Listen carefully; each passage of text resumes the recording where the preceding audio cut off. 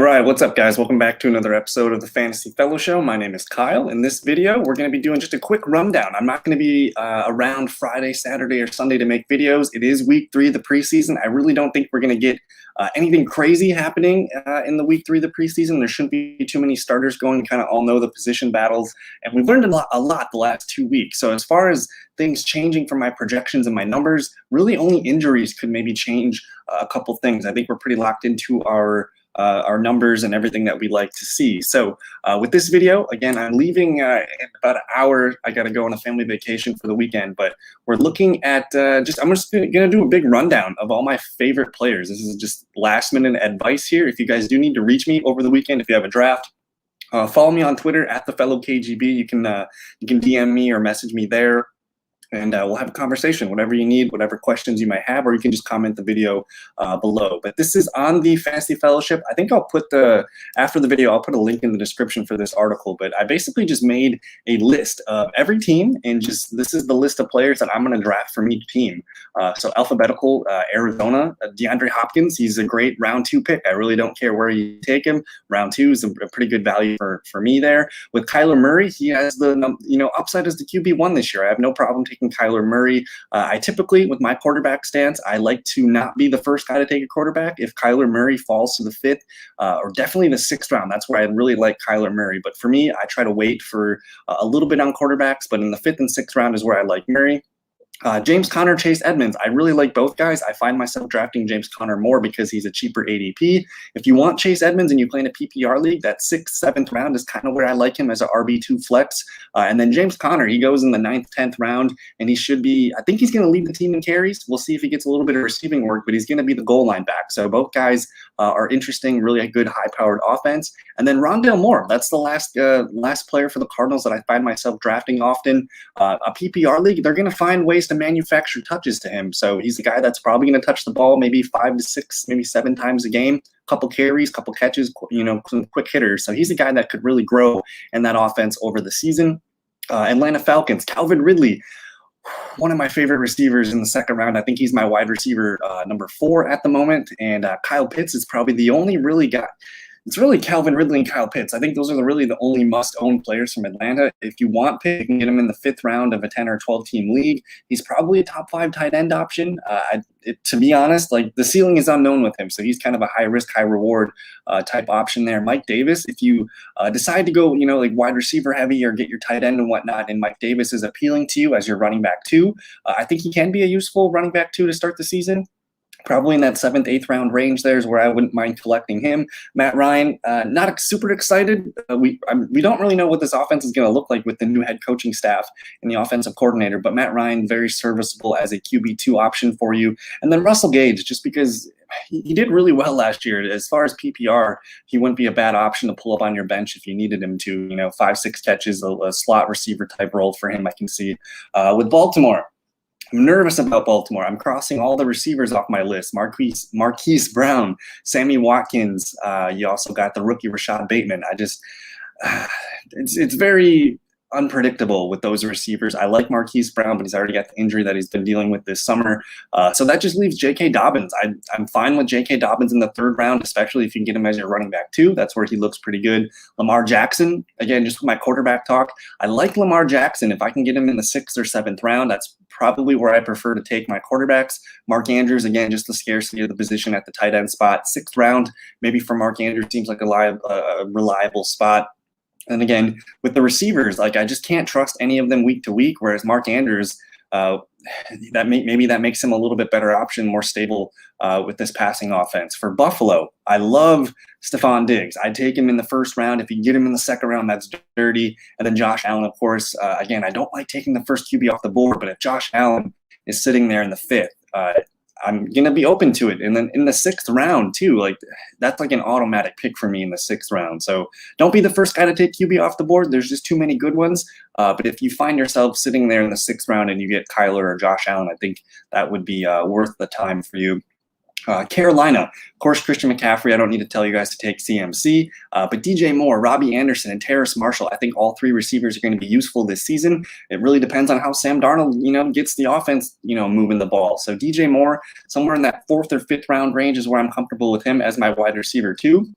He looks best as your wide receiver 3. Same with Robbie Anderson. You can actually get him 2 rounds later. I think I prefer actually Robbie Anderson at ADP. You can get him in the 6th or 7th round. And again, he looks best as your wide receiver 3. And then if you get towards like the end of the draft, you got maybe one more flex spot to put on your bench. Take a flyer on Terrace Marshall Jr. He's looked great this preseason. He's going to get, it sounds like he's going to be mixed into the slot a lot this year, so he could be a lot of fun in a rookie that just blows up his expectations this year. And then Sam Darnold, a quarterback 2 for superflex purposes. That's about it. Chicago, David Montgomery, really good bell cow running back in the 3rd round. He's kind of in that J.K. Dobbins tier for me. I do find myself liking the wide receivers more in the 3rd, 4th, and 5th round. So Montgomery, if you want to lock him into your RB2, I think that's where he looks the best in the 3rd round. Allen Robinson, solid stud wide receiver 1 that you can get in the 3rd round. Darnell Mooney, another exciting young second-year player here for Mooney that could get a lot of work. And he could be like a wide receiver 3 by the end of the season, but you're probably going to get him as your number 4 or 5 on your bench. I think the 9th, 10th round is kind of where he goes. And then Justin Fields, even if you draft a stud quarterback, I don't care if it's Josh Allen or Mahomes or Kyler, consider taking one of these rookie quarterbacks, whether it's Field, Lance, maybe even Mac Jones. We'll see. But just putting a backup quarterback with some upside, especially some rushing upside that Fields and Lance have, could be a league-winning decision there for you. Cincinnati, Joe Mixon, 2nd-round pick. I love Joe Mixon. I think he's going to get the ball a ton. No Giovanni Bernard this year. I think he's going to have a career high in reception totals, and they're just going to give him the ball a lot. I see 300 touches for Joe Mixon. I think he could be a top 5 back in the league. 2nd-round pick. I don't mind him as my running back 2. He looks great as your running back 2 because as long as he's healthy, he's going to get the ball a ton, maybe 20 times a game. Tyler Boyd, probably he's my favorite receiver to draft in Cincinnati. He has the cheapest ADP. You can get him in the 7th, 8th round. He's going to lead the team in targets and receptions, and just super safe, reliable floor. Last year when he was with Joe Burrow, he averaged like 16 points per game, so he's super safe.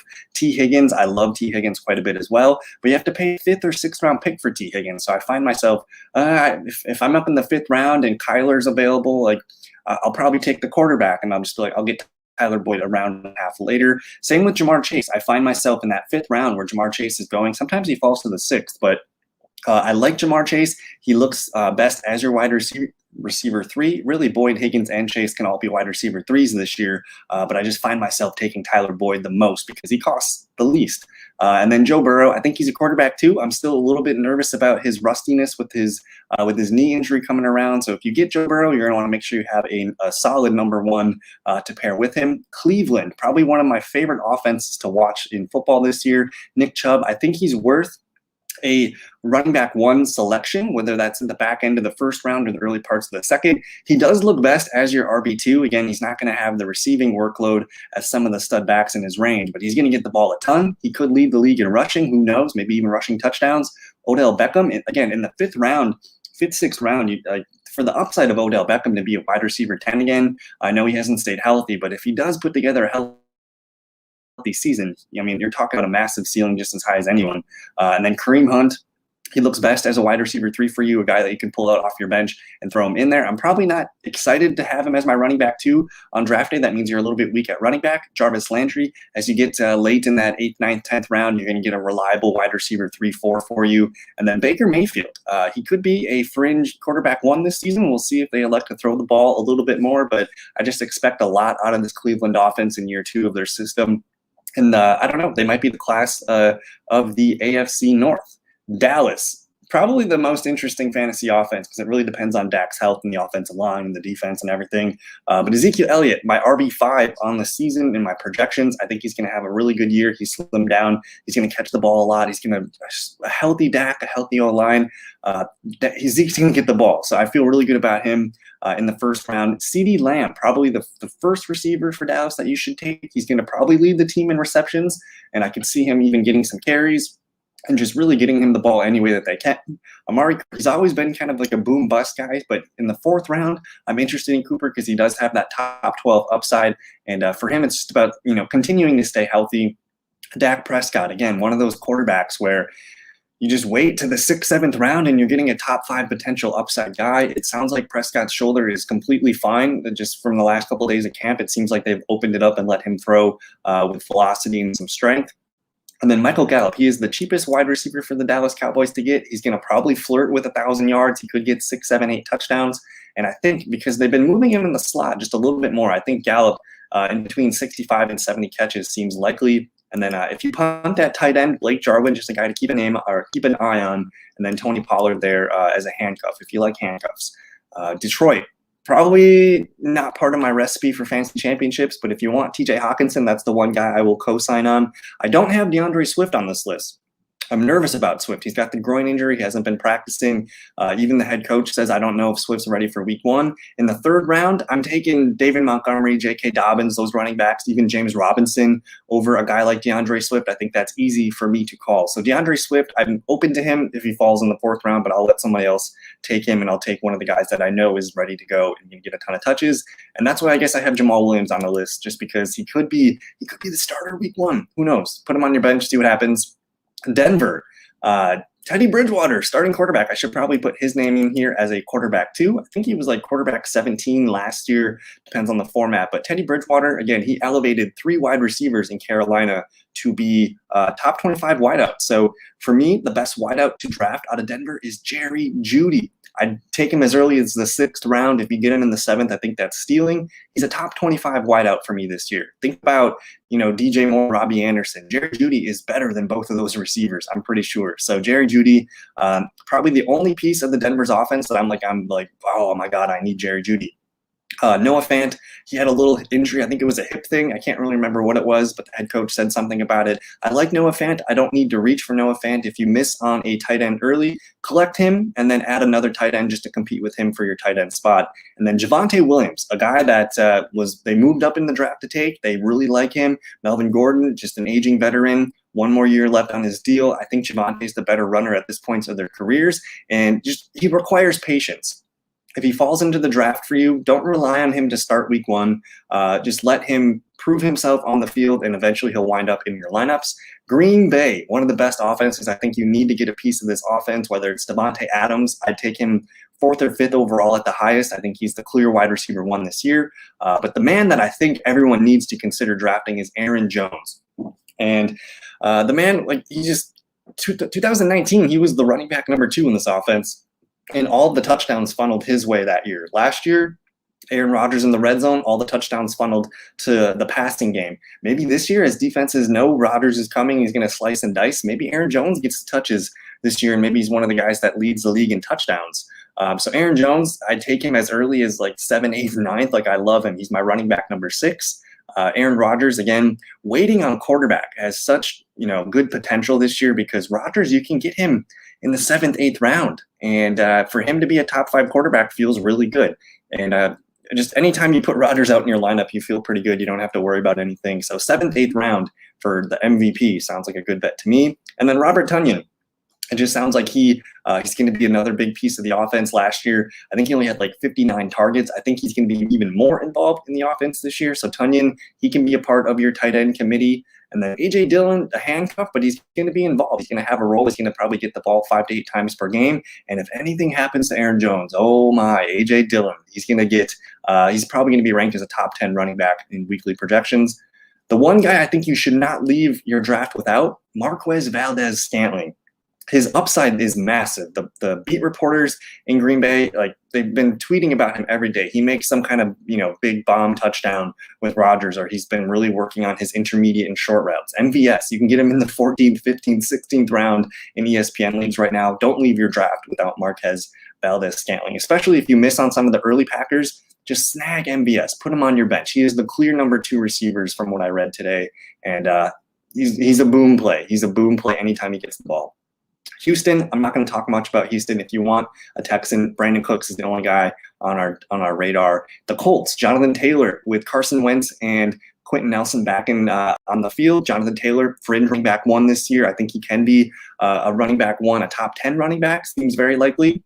But I don't know if I'm willing to take him in the top 10 of drafts. He looks best in the 2nd round to me if he falls. Naheem Hines still going to have a passing role. He's a running back 3 flex. Michael Pittman Jr., the one receiver that I think you should probably take a chance on is Pittman, because think about last year in the draft. They drafted Pittman ahead of Jonathan Taylor. They really like Pittman. And I think this is the year that they see what he can truly do for their offense. And then Carson Wentz, just a quarterback too for super flex leagues. Jacksonville, Travis Etienne out for the year. James Robinson launched to the 3rd round of drafts. I think he's worth it. He belongs in that David Montgomery, J.K. Dobbins tier. He's a top 15 back for sure. I like James Robinson if you decide to go receiver or tight end in the first 2 rounds. Laviska Shenault, probably the best receiver that you could take in Jacksonville. He's going to lead the team in catches, whereas I think Marvin Jones maybe leads the team in yards and touchdowns. I still don't trust DJ Chark. He's been in and out of the offense with injuries this year. The coach called him out for playing small. I have better vibes about Shenault than Marvin Jones. And then Trevor Lawrence is going to be a quarterback too in Superflex for me. The Chiefs, draft your Chiefs. Travis Kelce, Tyreek Hill, both worth first-round top 10 picks. Patrick Mahomes. The trouble with Patrick Mahomes is he's the first quarterback off the board. You have to spend a 4th-round pick for him.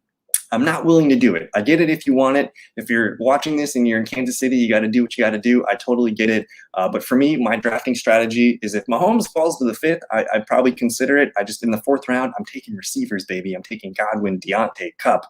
There's just so many juicy wide receivers available still. But the 5th round is where you get some question marks, and I think that's where I'm comfortable doing so. Clyde Edwards-Helaire. We still don't know much about the ankle injury. It seems like he's on track to play week 1. I'm a little bit nervous. I've actually ranked him behind guys like James Robinson and David Montgomery. He's probably a 4th or 5th round pick for me in my book. So I'm kind of okay passing on Clyde. If you want to get Kelsey Hill, I think those are the safe parts to do so. And then Mecole Hardman, I mean, just a ton of upside there. He's the clear wide receiver too for Kansas City this year. He should be more involved. He just needs to be more consistent and get some short and intermediate routes to boost his floors. The Las Vegas Raiders draft Darren Waller, 3rd round pick. Even if I take him as high as like 23, 24 overall. Josh Jacobs in the 4th or 5th round, that's where he begins to look attractive. It's going to be tough sledding for the Raiders this year. They're going to have trouble winning games, I think. Their schedule is brutal, probably the toughest schedule in the NFL this year. And Jacobs now has competition from Kenyon Drake. He never was a pass catcher, but I still think he's going to get the touchdowns and the carries. So to me, he's still a top 20, 24 running back. He's an RB2. Henry Ruggs, Bryan Edwards, if you want to take a chance on a guy that could be a bench piece, that you use in your starting rotation. Henry Ruggs seems to be more involved. And Bryan Edwards seems to be having the best camp of all receivers. Derek Carr, quarterback 2, super flex, a guy that you can pull up on bench. The Chargers. Austin Eckler belongs at the end of the 1st round in PPR leagues. He's a great 2nd round pick if you get him there. Keenan Allen, I'd take him in the 3rd round all day in PPR leagues. Justin Herbert. The quarterback strategy, guys. Wait for quarterback. 7th and 8th round. You can get Aaron Rodgers, Justin Herbert. That seems to be the best bet for me. Mike Williams, a high upside guy. They've been talking him up all camp. He's been inconsistent in the past, but I think with the 8th and 9th, maybe even 10th round ADP, I'm willing to give Big Mike a chance on my bench. And then Jared Cook. Don't sleep on Cook, an aging veteran, but the Chargers brought over the New Orleans Saints offense where Cook has been playing the last few years. So he could be a guy that, if you wait on tight end, he could be a useful guy to whip out right away.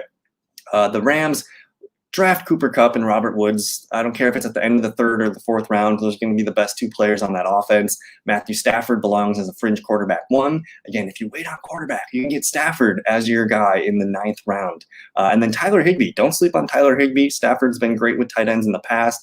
Tyler Higbee is a guy that you can get in the double-digit rounds as your tight end 1. Make a draft pick. You can get Higbee and Fant and call it good at tight end, and then just play the odds. Miami. I think the best answer with Miami, if you want a Dolphin, is to just draft Tua. He's going to be where everything stems off of. Myles Gaskin can be had in the 5th, 6th round. He's kind of a weird guy floating around in that range right now. He can be a running back too. He's going to get some competition from Malcolm Brown for carries and touchdowns, as well as Salvon Ahmed. The one receiver I like in Miami is going to be Jalen Waddle. Probably could lead that team in receptions this year. I think Mike Gesicki, he looks best as your tight end too. You want to put him in a committee. If you grab Gesicki and Tyler Higbee, I love that idea. Try to get 2 high upside guys and play the matchups and see how things unfold. Will Fuller, Devontae Parker. I'm interested in taking shots on these guys. I just think it's going to be inconsistent. We got 3 really good receivers here, Fuller and Parker, but Waddle has that connection with Tua from Alabama, and he's a starting slot receiver. We're getting to the nitty-gritty here.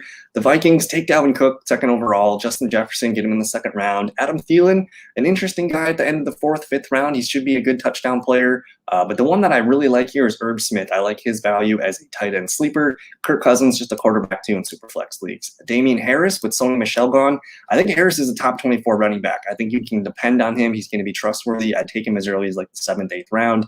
Jonnu Smith, just another tight end that you can put in your committee. The best player that I think you could take from this with the value, though, is Jacoby Myers, the leading receiver. If Mac Jones wins this job, Jacoby's going to get, high efficiency targets. So I like Jacoby. James White, just a PPR bench guy. And Mac Jones, if you play in Superflex leagues, just put Mac Jones at the bottom of your bench. Alvin Kamara, don't need to sell you on that. Marquez Callaway, though, he's probably like a 9th, 10th, 11th round receiver. He should be going around where Mecole Hardman goes. I think he's the clear-cut #1 receiver. He's going to lead the team in catches. Kamara probably will, but as far as wideouts or tight ends, Callaway's the next man up. Winston seems to have the job sold. Michael Thomas, if he falls, I'm interested, but I don't know about Michael Thomas. I think I'd rather take someone that I know is going to play soon. The Giants, Saquon Barkley, take him, top 10, top 12. If he falls, I'm fine with it. And then Sterling Shepard's really the only other receiver that I trust there. Kenny Galladay's hurt and just in and out of the lineups. Sterling Shepard's probably their leading receiver this year. We got our final 8 teams. The Jets, you could avoid the Jets. I know the Jets have stunk in the past, but Corey Davis is the real deal. I think he's a top 30 receiver, a wide receiver 3 for us this year. Elijah Moore, a fun rookie. He should be getting better and better and better as the season continues. He could be part of our plans come, November, December. Zach Wilson, quarterback 2, Superflex. Philadelphia, hard to trust another team like Philadelphia here. Dallas Goedert, he is like the leading tight end, but Zach Ertz, I think I should put Zach Ertz's name on this list. I think he's going to be pesky for Dallas Goedert owners. They're going to kind of, both be on the field a lot. They're probably the 2 leading target guys in this offense. Devonta Smith, though, I think he's going to be a fun option. But it comes down to Jalen Hurts. Do you trust Jalen Hurts to improve on his inaccuracies? I really don't know if I do. Philadelphia is an interesting team. Jalen Hurts, he looks best as a Superflex quarterback 2 for you. I'd be nervous about starting him in quarterback 1 leagues. Give me Herbert, give me Rodgers, and some of those other guys in that same area. Tom Brady, Tannehill, something more stable for me. But Philadelphia, I can't get a good read on it. I get it if you like those guys. I'm not drafting Sanders. I'm not drafting who else they got? Jalen Reagor, Quez Watkins, we'll see. But Pittsburgh, this is the offense that I think Dallas, Green Bay, Kansas City, Pittsburgh. You want Najee Harris. Round 2, I don't care if it's the 13th overall pick. Najee Harris, take him round 2. He's a top 10 running back. Deontay Johnson is a top 15 wide receiver this year. He does have top 5, top 10 potential if he gets rid of his drops. Juju Smith-Schuster, still going to get pummeled with targets. He's a wide receiver 2 for me, and Chase Claypool can be a wide receiver 3 flex. But Ben Roethlisberger, he's getting slept on. Put him on your team as your quarterback 2, play him in those juicy matchups, and just roll with it. Eric Ebron, inconsistent tight end, but he could be your number 2 for you.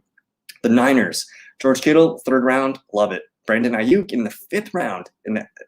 We don't know his ceiling yet, especially with a healthy Trey Lance or Jimmy Garoppolo. Keep in mind, these teams, the 49ers didn't have any health at quarterback last year. So Ayuk, unknown upside still. Deebo Samuel, if he stays healthy, unknown upside still. Trey Sermon, Raheem Mostert, it's going to be some kind of committee. Mostert, we know, doesn't stay healthy for too long, but I'm interested in both guys at ADP. And then Trey Lance, if you take anything from this video, draft a quarterback 2 in the 13th round, make it be Fields or Trey Lance, and just roll with the punches and see what happens. Come November, December, you might be starting Justin Fields and Trey Lance. The final 4 teams here, really 4 superstar teams. You should probably if you just drafted from players from these 4 teams, I think you'd have a good time. But DK Metcalf, round 2, love it. He's a top 5, top 10 receiver. Chris Carson, he's in that David Montgomery, J.K. Dobbins range. He looked good as a running back 2 for you. Tyler Lockett, I know he's inconsistent, but if you just put him as your wide receiver 3, that's where you kind of get some value there. Russell Wilson, I haven't said Russell Wilson's name in the quarterback talk, but the fact that you can get Herbert, Rodgers, Wilson, Tom Brady in the 7th, 8th round, just wait for quarterback. Don't be the guy that, takes quarterback first off the board. Wait for these, top 5 potential quarterbacks. And then Gerald Everett, if you wait on tight end, I think Gerald Everett could be a part of your plans there as a committee tight end. Tampa Bay, Chris Godwin, Mike Evans, love those guys in the 3rd and 4th round. Try to get one if you can. If you miss on them, Antonio Brown, he's kind of free in the 8th, 9th round. He's going to be used by Tom Brady in the red zone. Touchdowns should be there. Tom Brady, again, another quarterback that I've been talking about here. And Ronald Jones, if you have to own a piece of the Tampa Bay offense that's the cheapest, it's Ronald Jones. He's going to lead the team in carries. Tampa Bay's going to win. 12, 13 games this year. They're going to be running the ball in the fourth quarter in a handful of those games. Ronald Jones could be fed to ice out games and collect touchdowns. Tennessee. How do you defend Tennessee? I really don't know. Derrick Henry, top 5 pick. A.J. Brown belongs as like a top 15, top 20 pick. He's a top 5 wide receiver in my book. Julio Jones, he looks best as a wide receiver 3. I'm willing to kind of treat him like Tyler Lockett. Boom, bust, injury potential, whatever. But Julio Jones as your wide receiver 3 looks sexy. And then Ryan Tannehill, quarterback 1 this year, no matter which way you cut it. He's a top 10, top 12 quarterback. And then sleeper tight end, Anthony Firkser. Defenses have to think about Henry, AJ, and Julio. Anthony Firkser is just going to be kind of roaming around, just doing whatever he wants in the middle of the field. So I like Firkser to rack up some catches. And then last but not least, the Washington football team. You got Antonio Gibson, well worth a second-round pick. He could be top 5, top 10 running back material. Terry McLaurin, top 10, top 12 receiver material in the 3rd round. Sign me up. Logan Thomas, he seems to fall through the cracks. I think he's a top 10 tight end lock. He could be a top 5 tight end. Ryan Fitzpatrick has shown chemistry with him already. And then Fitzpatrick, quarterback 2, super flex. We'll see how it goes. But that's going to do it for this video. I'm not going to read through all the guys that I didn't mention above. There's a list here of all the players that I'm kind of avoiding or not drafting. So I'm going to put that link in the description below. Check that out. I'm going to get out of here. I got to drive to the sweet state of Michigan. So I'll be back Sunday. We'll do more videos. Probably Monday night we'll be back. But I don't know. Hit me up on the Twitter if you guys have draft questions. Let me know what you got, or you can comment here on this video. But yeah, thank you guys so much for your time. Have a great weekend. We'll see you next time. Peace.